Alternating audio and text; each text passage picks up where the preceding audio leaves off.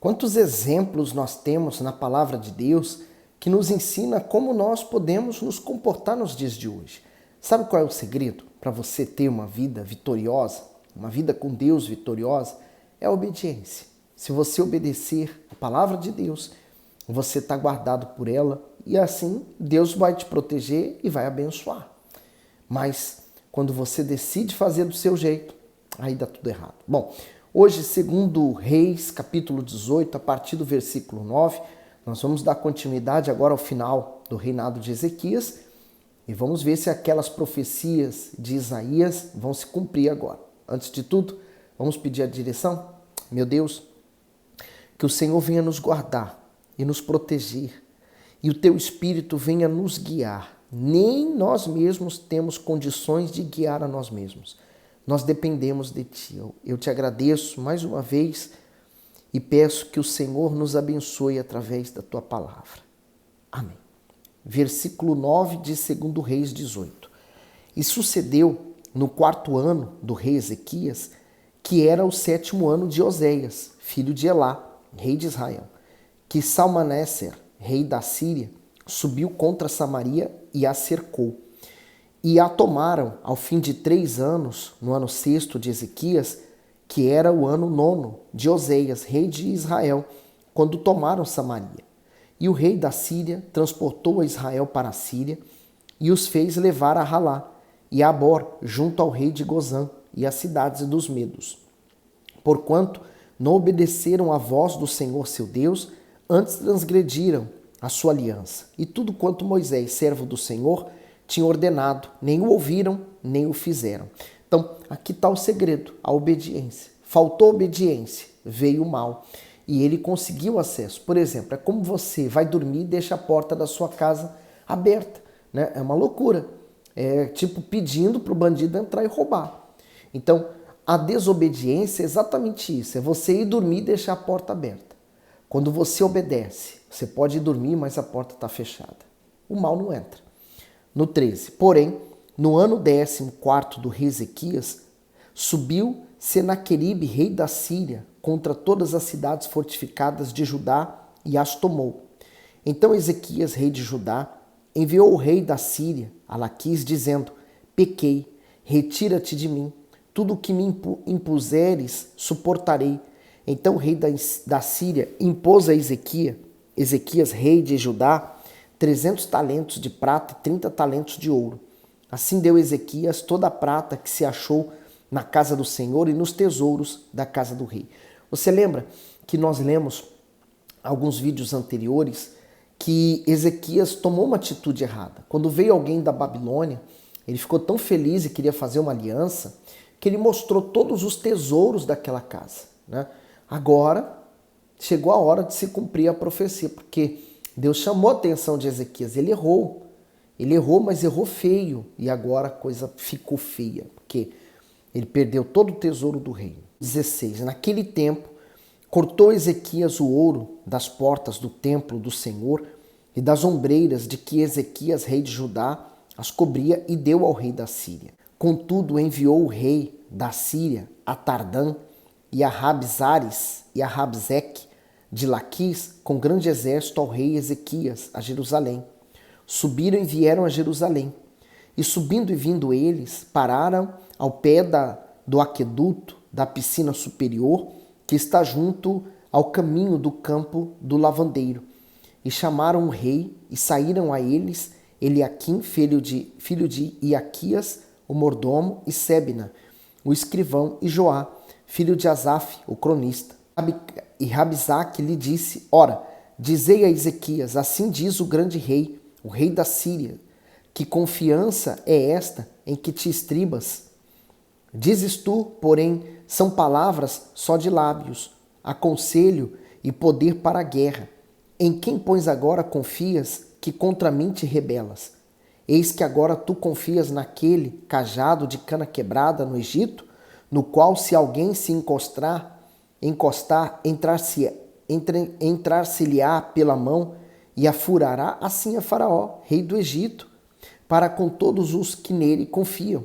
Se, porém, me disseres, no Senhor nosso Deus confiamos, Porventura não é esse aquele cujos altos e cujos altares Ezequias tirou, dizendo a Judá e a Jerusalém, perante este altar vos inclinareis em Jerusalém? Ora, pois dá agora reféns ao meu senhor, o rei da Síria, e dar-te-ei 2.000 cavalos, se tu puderes dar cavaleiros para eles. Pois farias virar o rosto de um só capitão dos menores servos de meu senhor, quando tu confias no Egito por causa dos carros e cavaleiros. Agora, pois, subi eu, porventura, sem o Senhor contra este lugar, para o destruir? O Senhor me disse, sobe contra esta terra e destrói-a. Então disse Eliaquim, filho de Ilquias, a Sebna, e Joá, e a Rabzaque, rogamos-te que fales aos teus servos em siríaco, porque bem o entendemos, e não nos fales em judaico, aos ouvidos do povo que está em cima do muro. Porém Rabzaque lhes disse, porventura mandou-me meu senhor somente ao teu senhor e a ti, para falar estas palavras, e não antes aos homens que estão sentados em cima do muro, para que juntamente convosco comam o seu excremento e bebam a sua urina? Rabzaque, pois, se pôs em pé e clamou em alta voz em judaico, e respondeu dizendo, ouvi a palavra do grande rei, do rei da Síria. Assim diz o rei, não vos engane Ezequias, porque não vos poderá livrar das suas mãos.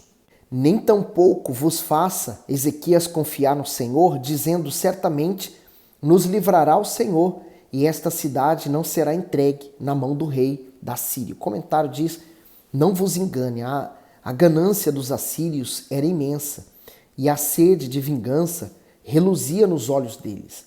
Na tentativa de intimidar Ezequias e o povo, os comandantes do exército assírio zombavam da fé deles.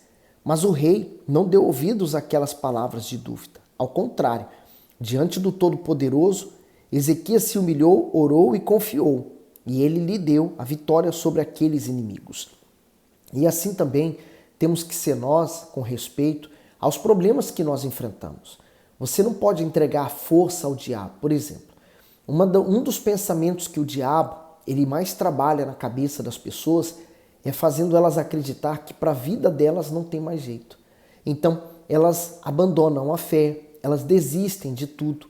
Esse é o pior cenário que você pode aceitar que o diabo venha trabalhar em você. Jesus, pelo contrário, ele afirmou, ele não deu uma boa ideia, uma sugestão, ele falou, nada é impossível ao que crê. Então, quando nós temos essa fé, cremos nele, nada se torna impossível. Mas o diabo tenta convencer a pessoa de que não adianta ela lutar, porque para a vida dela já não tem mais jeito. No 31, não deis ouvidos a Ezequias, porque assim diz o rei da Síria, contratai comigo por presentes, e saí a mim, e coma cada um de sua vide e da sua figueira, e beba cada um a água da sua cisterna, até que eu venha e vos leve para uma terra como a vossa, terra de trigo, de mosto, terra de pão e de vinhas, terra de oliveiras, de azeite, de mel, e assim vivereis, e não morrereis. E não deis ouvidos a Ezequias, porque vos incita, dizendo o Senhor nos livrará.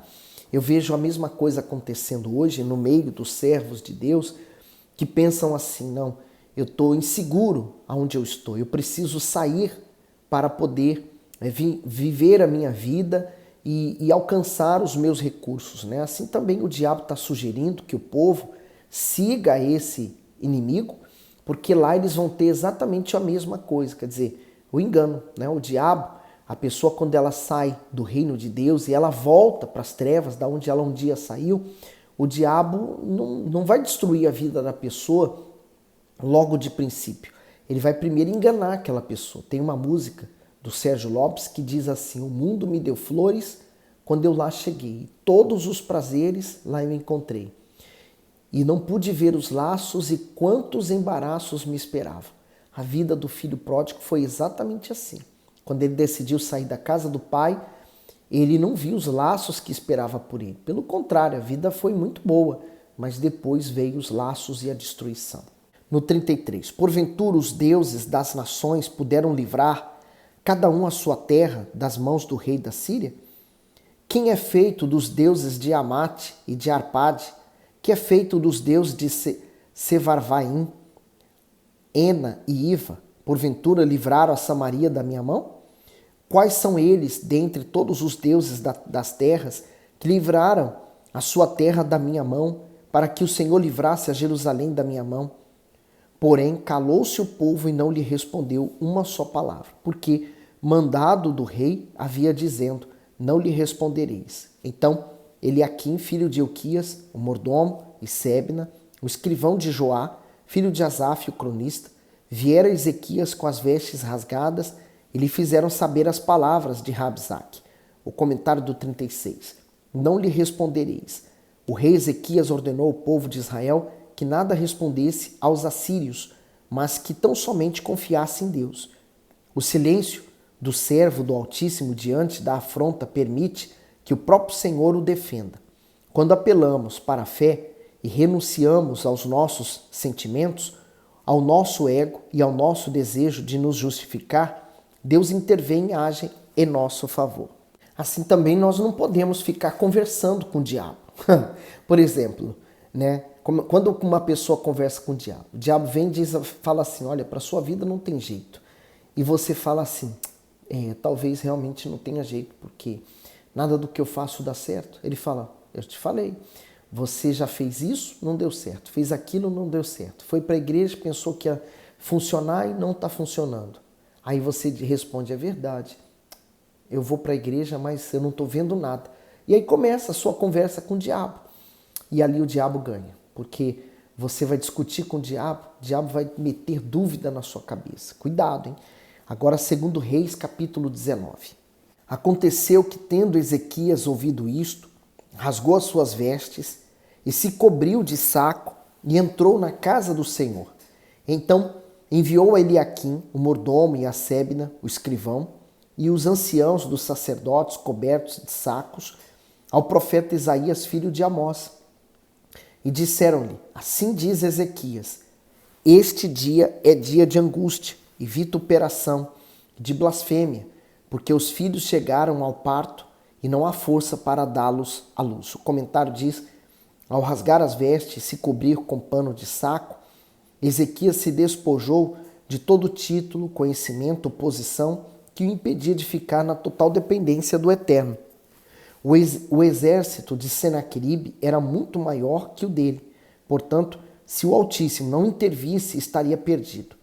Reconhecer as próprias limitações e recorrer ao altar do Senhor são ações que provocam a resposta divina. É assim que mostramos que dependemos de Deus.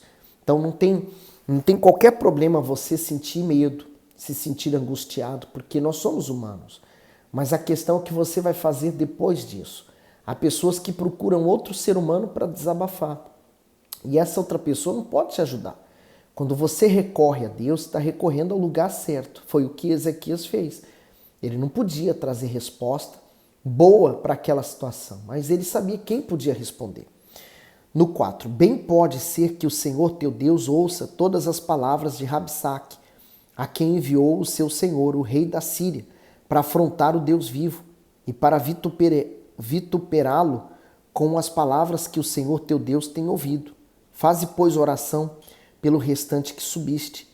E os servos do rei Ezequias foram a Isaías. Isaías lhes disse, assim direis a vosso Senhor, assim diz o Senhor, não temas as palavras que ouvistes, com as quais os servos do rei da Síria me blasfemaram. Eis que porei nele um espírito, e ele ouvirá um rumor e voltará para sua terra. A espada o farei cair na sua terra. Então quer dizer, Deus, ele entendeu que tudo aquilo que estava acontecendo não era uma afronta contra o povo de Israel, mas eles afrontaram o próprio Deus. Então a batalha deixou de ser dele, sabe? Há pessoas que falam assim, eu quero ver se o seu Deus vai te proteger mesmo. Eu já vi pessoas que trabalhavam em locais em que o patrão falou assim, agora vamos ver se o seu Deus vai te proteger. Quer dizer, aquela luta deixou de ser pessoal para ser contra Deus. E aí aquela pessoa paga, cara, né? Tem pessoas que falam assim, agora vamos ver se o Deus dele vai proteger ele. Né? Ele fala tanto de Deus aqui dentro da empresa, pode ter certeza. Ainda que a injustiça aconteça, mas mais tarde nós vamos ver o que Deus vai fazer com relação àquelas pessoas que fizeram mal. No 8, voltou, pois, Rabsaque e achou o rei da Síria pelejando contra Líbina, porque tinha ouvido que o rei havia partido de Laquis. E ouvindo ele dizer que Tiraca, rei da Etiópia, eis que saiu para te fazer guerra, tornou a enviar mensageiros a Ezequias, dizendo: assim falareis a Ezequias, rei de Judá: não te engane o teu Deus, em quem confias, dizendo: Jerusalém não será entregue na mão do rei da Síria. Eis que já tens ouvido o que fizeram os reis da Síria e todas as terras, distribuindo-as totalmente, e tu te livrarás? Porventura as livraram os deuses das nações, a quem meus pais destruíram, como a Gozã, Arã e Razef, e aos filhos de Éden, que estavam em Telassar? Que é feito do rei de Amate, o rei de Arpade, e do rei da cidade de Serfavaim, Ena e Iva? Recebendo, pois, Ezequias as cartas das mãos dos mensageiros, lendo-as, subiu à casa do Senhor, e Ezequias as estendeu perante o Senhor. Essa é uma das partes que eu mais gosto dessa história que tão maravilhosa do livramento de Deus, né? Porque Ezequias pegou aquelas cartas, né, afrontas tão grandes, né? Quer dizer, olha, aqueles outros reinos também tinham deuses, mas nenhum deles livrou das mãos do meu Senhor, do meu rei. Quer dizer, ele falando assim: o Deus de vocês é a mesma coisa. É a mesma coisa, coitados, né?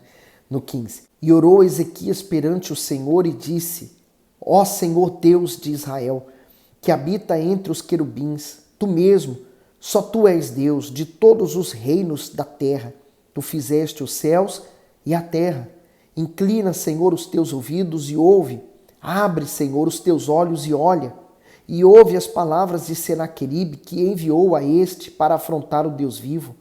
Verdade é, ó Senhor, que os reis da Síria assolaram as nações e as suas terras, e lançaram os seus deuses no fogo, porquanto não eram deuses, mas obras de mãos de homens, madeira e pedra, por isso os destruíram.